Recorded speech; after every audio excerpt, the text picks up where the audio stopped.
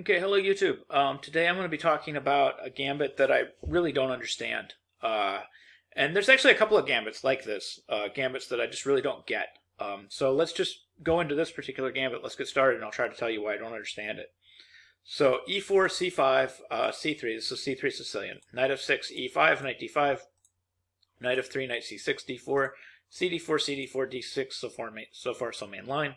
Bishop c4, knight b6, and of course the main line here is just bishop b5, and then d takes c5, knight e5, bishop d7. But I've actually had quite a few people play this gambit. I don't know what the name of it is, and it certainly, in my mind, it makes pretty much no sense at all, is bishop takes f7. Now, I'm actually in favor of a lot of weird, goofy gambits, especially if there's a chance for people to go wrong, and especially if I have some sort of positional compensation for it where maybe I can still get a draw, or maybe my position isn't so bad if the gambit doesn't work out. I don't think this fits either of those criteria. Like, I've had this gambit played against me numerous times. I've had people play against me online. And the thing of it is I don't think, if your opponent just doesn't fall asleep at the board, and even if they do fall asleep at the board, I think it's really hard to trick them. Because the threats in this case are so blatant and so straightforward, they're hard to miss. And the moves to stop them, typically the only move that you can play to stop the threat is the best move. And there's only one of them. So how are you going to not find that? And when you do find it, you've found the best move. So it's hard to trick your opponent. And then the final positions are just much better for black. Because you're sacrificing a piece for 2 pawns.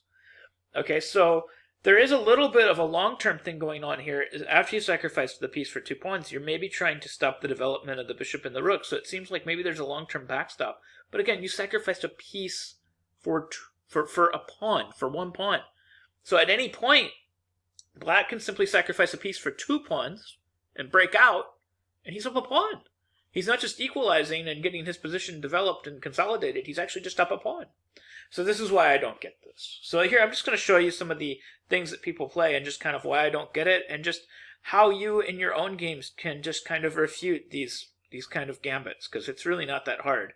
And there's a lot of gambits just like this one that you can refute, and it's really not that hard to do. So king takes f7, and then e6 check. I think if there's anything to this gambit, it's this move, e6 check. I think this is trickier than the alternative. I've seen people play knight g5 and then e6. I think this move order is better because at least it gives me a chance to go wrong. Because maybe I'll think about taking it. Maybe I'll think about playing bishop takes e6 when knight g5 is actually pretty strong. So, of course, king g8, once you realize bishop takes e6 is no good, and once you realize, king takes is probably suicidal, you find king g8 pretty quickly. And then there's a couple different moves here. The move I think that gets played most often is knight g5, and I think objectively that's not even close to the best move. I think objectively, I think d5 is maybe a better attempt. Just try this positional approach. Just keep this bishop end in. But again, I think that d5, it's just everything seems to miss the mark here. Because, yeah, it keeps the bishop end in, but at any point I can sacrifice a piece for 2 pawns, and then I'm just up a pawn. And actually here I can do that pretty quickly if I wanted to. I could just play knight b4, and my intention is actually just to take on d5 right away. So like, for example, knight c3, I can take with this knight, and then after, say, knight takes d5, I would just develop queen a5, hitting this knight, forcing this knight back. So after knight back to c3, I play bishop takes e6, and then guess what? Black's up a pawn, and he solved all of his development problems, and there's no more threats. There's no threat of checkmate. There's no threat of anything. And that wasn't, I don't think that's super hard to find. But what's amazing is even if you don't find that move, like the move knight e5 isn't terrible. I'm still threatening to consolidate at any point with knight takes d5 and bishop takes e6. If you exchange with knight takes e5, d takes e5, I've eliminated a lot of your attackers, and then I can just finish my development, obviously protect against the obvious mate threat, just develop, and then just, play bishop f6, I have a spot for my king now, and I can complete my development by bringing my queen back, bringing my knight to c4, b6, bishop b7, and just keep my piece, just hold on to it. I mean, I can just do this, I can just keep improving my position indefinitely. There's just not any real threats here to black's position. So this is an alternative. So you can play either one. That's why I've never bothered to learn the theory for this opening. Like, I can usually just figure this all out over the board just by playing only moves.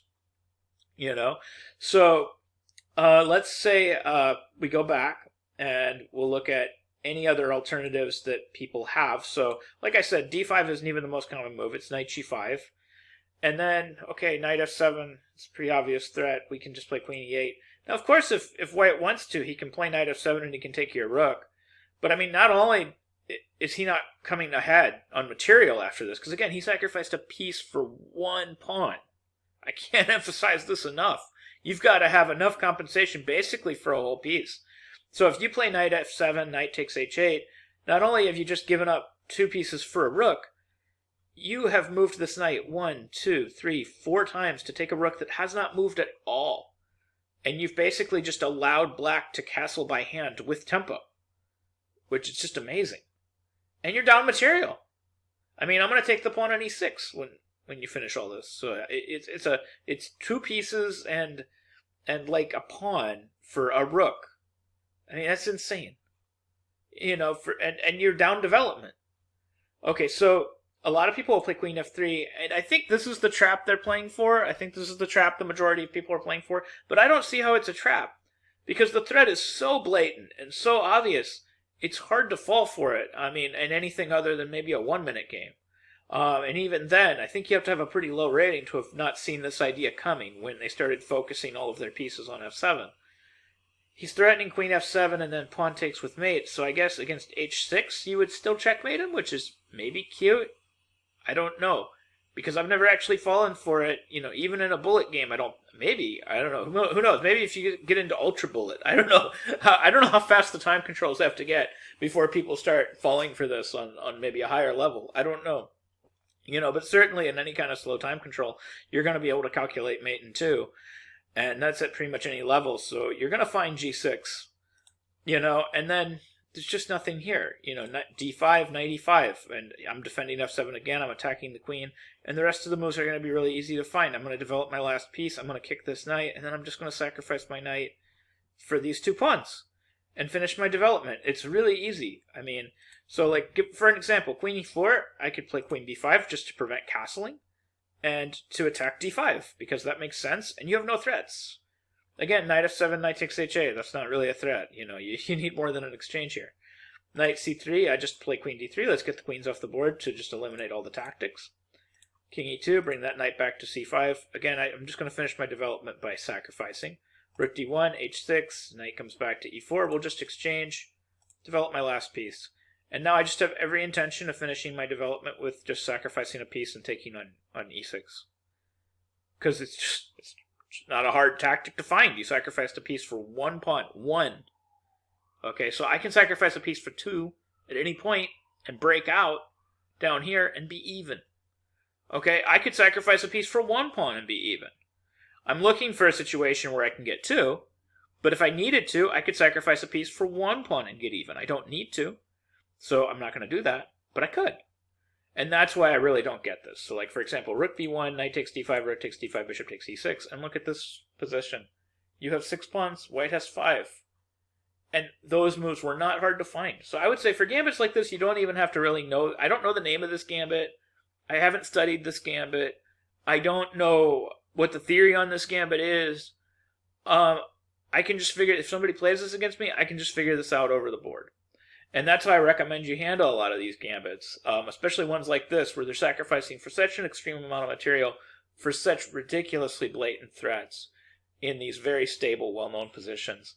Just play the forced moves, and then you can give a little bit of the material back, and then a lot of times you're just up material, and you have more development, and you have a winning position, and the moves aren't hard to find.